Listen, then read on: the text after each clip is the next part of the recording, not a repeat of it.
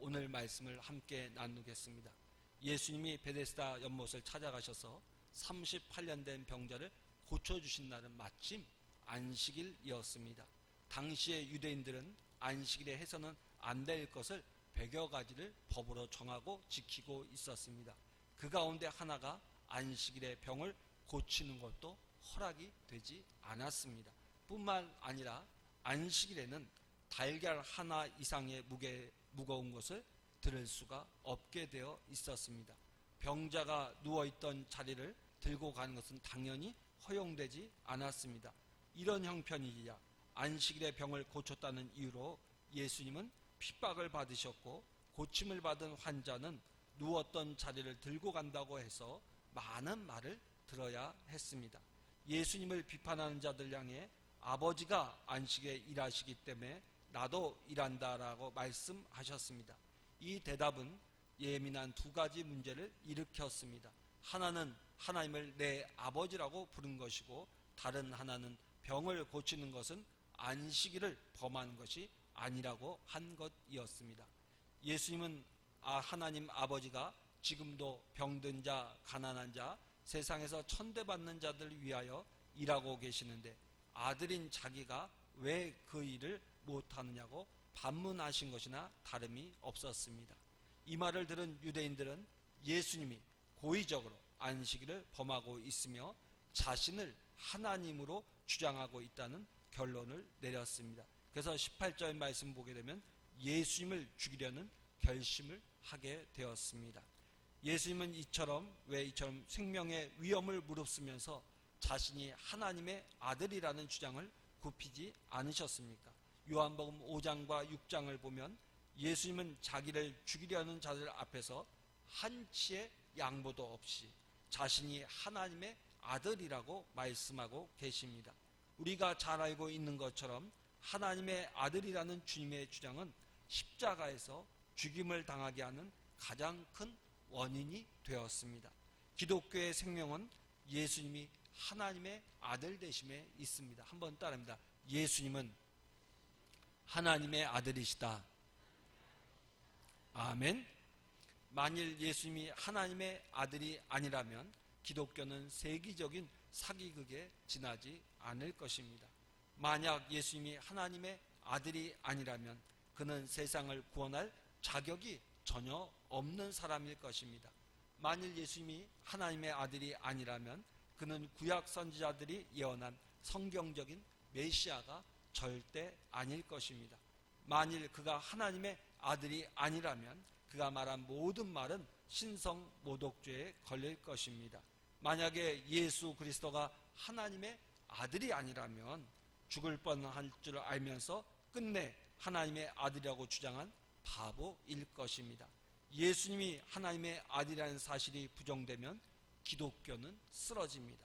예수님은 분명히 하나님이 보내신 그의 아들이십니다. 이 사실은 누가 뭐라고 하든 양보할 수 없는 진리입니다. 기독교 역사를 보면 사탄과 그 무리들이 기독교를 무너뜨리려고 제일 먼저 그리고 가장 끈질기게 붙잡고 늘어진 교리가 있는데 그것은 바로 예수님은 하나님의 아들이라는 사실이었습니다. 얼마나 자주 교회를 공격하고 얼마나 많은 피해를 입혔는지 모릅니다. 여러분, 이단들이 가장 먼저 주장하는 것이 뭡니까? 내가 누구다? 하나님의 아들이라고 하는 거예요. 여러분, 왜 신천지가 이단입니까? 신천주 교주 이만희가 하나님의 아들이라고 주장하기 때문에 이단인 것입니다. 로마 시대 초대교회가 오랜 핍박에서 벗어나서 공인을 받고 난 후 부흥기로 접어들었습니다. 그런데 그때 예수님의 신성을 부인하는 이단들이 등장하기 시작했습니다. 그들은 예수님이 하나님의 아들이 아니라고 주장을 했습니다.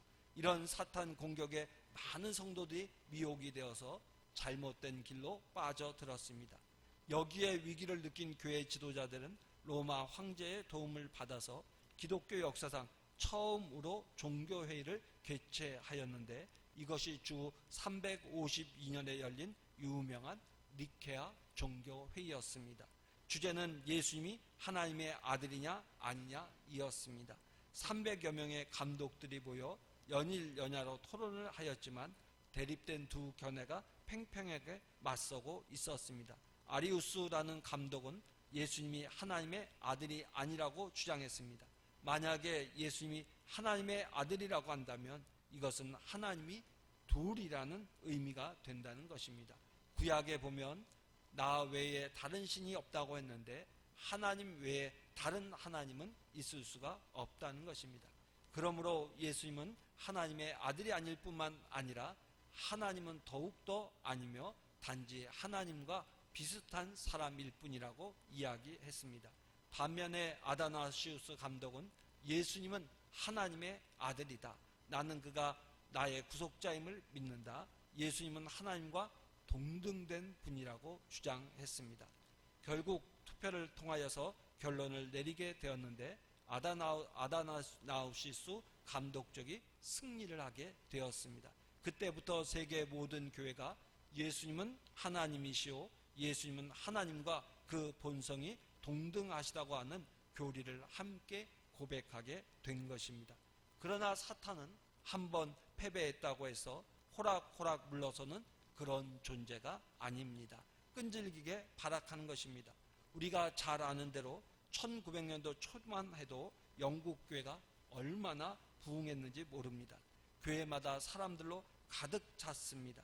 그리고 특별히 요한 웨슬레와 찰스 웨슬리를 통해서 영국 사회가 많이 변화되었고, 그리고 19세기 말에 유명한 설교자가 한 명 등장하는데 우리가 익히 알고 있는 스펄전 목사님이 등장을 하게 됩니다. 그래서 영국 교회는 크게 부흥했었는데 오늘날 영국 교회를 방문하게 되면 교회마다 텅텅 비어 있는 것을 목격하게 됩니다.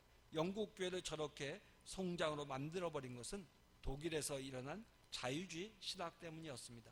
이 자유주의 신학의 핵심은 무엇이냐면 예수님은 하나님의 아들이 아니다라는 것입니다. 이 사실을 그럴듯한 신학적 이론으로 주장하는 신학자들의 농간에 수많은 영국의 신학자와 목회자들이 놀아나고 말았습니다.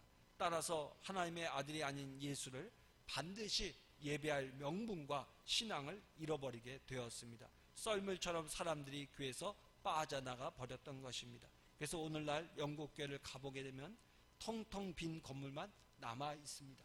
더 안타까운 것은 교회 건물이 나이트클럽으로 전환된 그런 건물도 흔히 볼 수가 있습니다.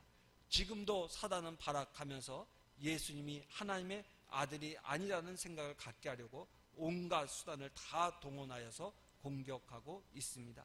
우리는 예수님이 하나님의 아들 되심을 철저하게 믿는 믿음을 가져야 할 줄로 믿습니다. 큰 소리로 이 신앙을 어디에서든지 고백할 수 있는 저와 여러분이 되어야 될 줄로 믿습니다. 19절 이하의 말씀을 보면 예수님은 자기만 알고 계시던 비밀을 말씀하고 계십니다. 그것이 무엇입니까? 자기가 하나님 아버지와 함께 계시면서 하나님 아버지가 하시는 일을 다 보셨다는 것입니다. 그리고 자기는 본대로 지금 그 일을 하고 계신다는 것입니다.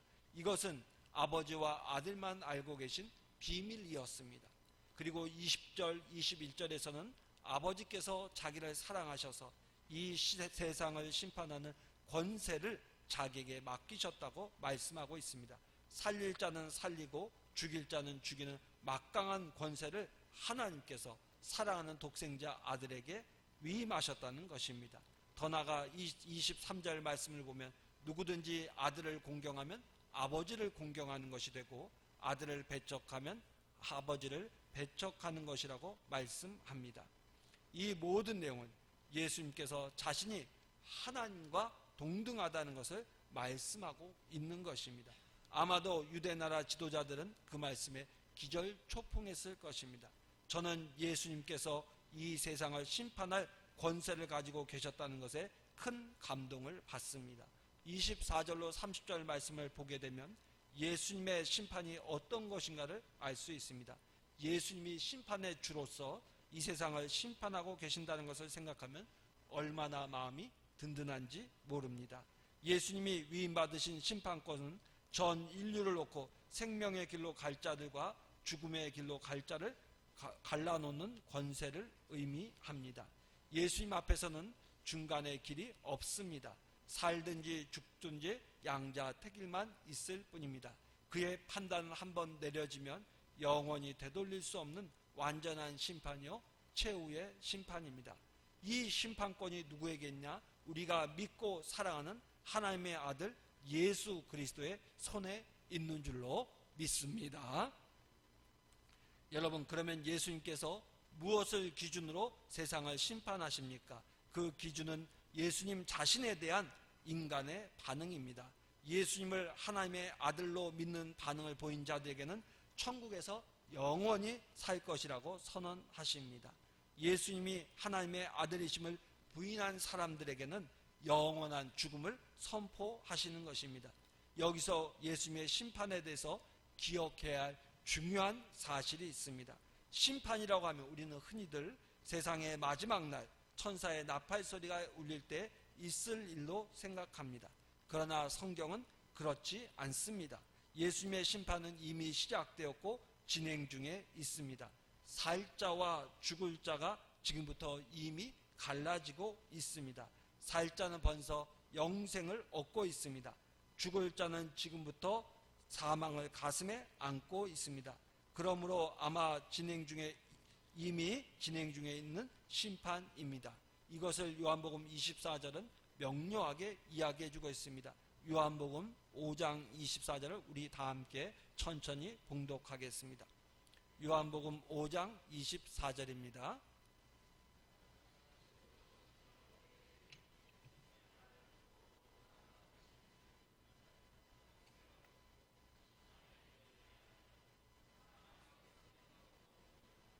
아멘. 본문에서 과거 시제로 나오는 영생을 얻었고가 원문에서는 현재의 의미를 띠고 있습니다. 이것은 벌써 우리가 영생을 가지고 있다는 것을 의미합니다. 따라서 우리는 사망에서 생명으로 옮겼습니다. 이것은 앞으로 될 일이 아니라 이미 시작된 일입니다. 그러므로 이 심판은 우리가 이미 체험하고 있는 사건이라고 할 수 있습니다. 오늘 요한복음 5장 25절의 말씀은 영적 부활을 이야기하고 있습니다. 우리 25절도 다 함께 천천히 봉독합니다. 진실로 진실로 너희에게 이르노니 죽은 자들이 하나님의 아들의 음성을 들을 때가 오나니 곧 이때라. 듣는 자는 살아나리라. 이것은 마지막 날 일어날 사건이 아니라 지금 일어나고 있는 사건입니다. 왜냐하면 이 말씀은 예수를 믿자마자 우리의 죽은 영혼이 살아나는 영생의 축복을 가리키고 있기 때문입니다. 지금도 예수님을 믿으면 누구든지 중생하는 거듭나는 은혜를 누릴 수 있습니다. 반면에 예수님이 하나님의 아들이심을 믿기를 거부하면 그는 이미 영원한 사망을 선고받는 자가 됩니다. 죽음의 심판 역시 이미 시작되었고 진행 중에 있는 것입니다. 요한복음 3장 18절을 우리 찾아보겠습니다. 요한복음 3장 18절입니다.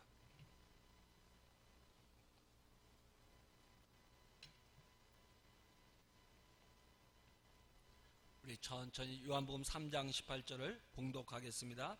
그를 믿는 자는 심판을 받지 아니하는 것이요 믿지 아니하는 자는 하나님의 독생자의 이름을 믿지 아니함으로 벌써 심판을 받은 것이니라. 아멘.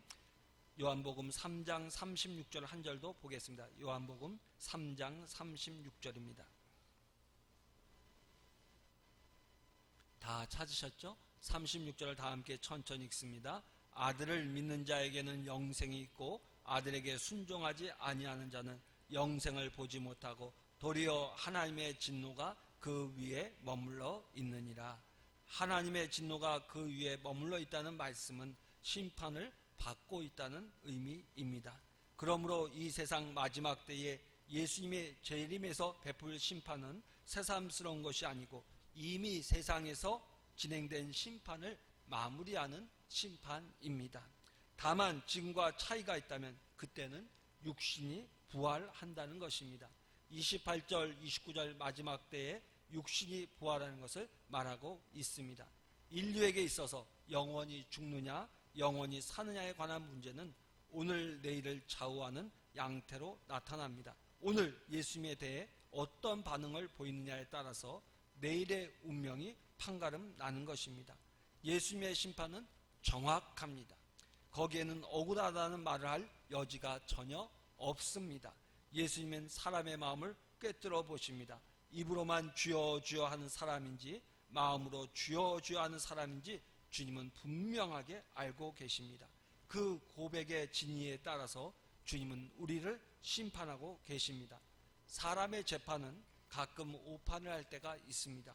1975년부터 1985년 10년 사이에 서울구치소에서 사형 선고를 받고 형장에 이슬로 사라진 사형수들이 여러 명 있었는데 그 중에 두 사람은 자기 목에 오랏줄이 매이는 순간까지 억울하다고 이야기하면서 재심을 청했다고 합니다.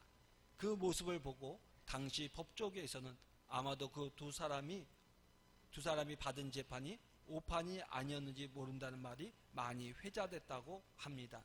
사람이 하는 재판에는 오판이 있을 수 있습니다. 그러나 예수 그리스도께서 내리시는 판결의 오판이라는 것은 절대 없습니다. 우리는 예수님이 하나님의 아들이심을 믿습니다. 이미 시작된 예수님의 심판에 의해서 우리는 벌써 영생을 얻은 하나님의 자녀인 줄로 믿습니다. 그 생명이 우리 안에 뛰고 있습니다. 이제는 내가 사는 것이 아니요 내 안에 그리스도께서 살고 계신 것입니다. 멸망은 벌써 우리로부터 멀리 옮겨갔습니다. 남은 것은 마지막 날 우리의 몸이 부활하면서 하나님이 준비하신 천국으로 향하는 것뿐입니다. 우리 가운데 이 놀라운 은혜에 감격해서 사는 사람들이 많이 있습니다. 아무것도 가진 것이 없지만 얼굴은 환하고 모든 것을 다 가진 것처럼 만족해하며 사는 사람들이 있습니다. 어떻게 이럴 수 있습니까? 이미 주님이 주신 영생의 축복을 체험하고 살고 있기 때문에 그렇습니다. 환난과 핍박 중에 생명을 바친 위대한 믿음의 선배들을 보면 불꽃 속에서도 하나님을 찬송하는 일들이 많았습니다. 영생을 주신 하나님의 은혜에 감격했기 때문입니다. 사람들은 영생과 멸망에 대해서 설마 하는 경향을 보일 때가 많습니다. 멸망한다, 영생한다 해도 그런 일이 일어나리라고 생각하지 않습니다. 이러한 태도는 500년 전 스페인 사람들의 모습과 비슷합니다. 그때만 해도 스페인은 대서양을 지배하고 유럽을 호령하던 강대국이었습니다. 그래서 스페인 동전에는 이런 글귀가 쓰여져 있었습니다. 네 플러스 울트라, 저 너머에는 아무것도 없다라는 글귀가 쓰여져 있었습니다. 다시 말해서 대서양 너머에는 땅이 없다는 말이었습니다. 많은 사람들이 그대로 믿고 살았습니다. 아무도 그리고 대서양을 넘어갈 생각을 하지 않았습니다. 근데 그때 콜럼버스는 배를 타고 대서양을 건너서 바다 너머에 아메리카 대륙에 뻗어 있다는 것을 보았습니다. 그가 아메리카 대륙을 발견하고 돌아와서 보고를 하자 스페인 사람들의 생각이 바뀌었습니다. 그리고 동전의 글귀를 네 플러스 울트라, 저 너머에는 없다 해서 플러스 울트라로 바꾸었습니다. 저 너머에 있다라고 바꾸었습니다. 스페인 사람들이 콜럼버스의 말을 듣고 생각을 바꾼 것처럼 이 세상 사람들도 하나님의 아들의 말씀을 듣고 생각을 바꿔야 하는데 항상 그 말을 듣지 않고 저 너머에는 없다, 아무것도 없다, 죽으면 다 끝이다라는 생각만 하고 사는 사람들이 너무 많이 있습니다. 참으로 안타까운 일이 아닐 수 없습니다. 사랑하는 성도 여러분, 지옥에 가면 사람들이 전부 다 껄껄껄 한다고 합니다. 그것은 이웃집에서 전도했을 때 믿을 걸, 또 친구가 예수 믿으라고 할 때 믿을 걸 하면서 껄껄하면서 산다고 합니다. 후회의 나날을 보내고 있다고 합니다. 웃고 넘기기에는 너무나도 심각한 경고가 들어있는 것 같습니다. 예수님을 하나님의 아들로 믿기만 하면 죽음은 물러가고 지금 당장 영원한 생명이 축복으로 임하는 줄로 믿습니다. 지금 누구든지 자기 운명을 바꿀 수가 있습니다. 그러나 마지막 날에는 자기 운명을 스스로 바꾸지 못합니다. 천사가 지시하는 대로 오른쪽 아니면 왼쪽으로 가야 합니다. 빅터 프랭클이라고 하는 사람이 쓴 이야기를 읽은 적이 있습니다. 그 사람은 정신과 의사로서 제2차 대전 때 독일군에게 체포되어서 아우슈비츠로 수용소로 끌려간 유대인이었습니다.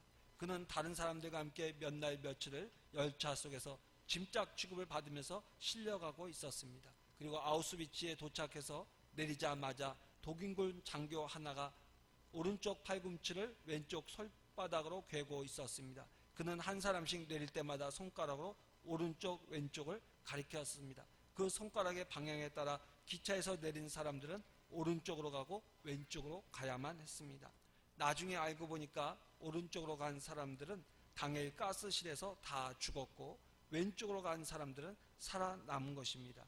살아남은 사람들도 제2차 대전이 끝날 무렵에는 10%만이 밝은 세상을 볼 수가 있었습니다.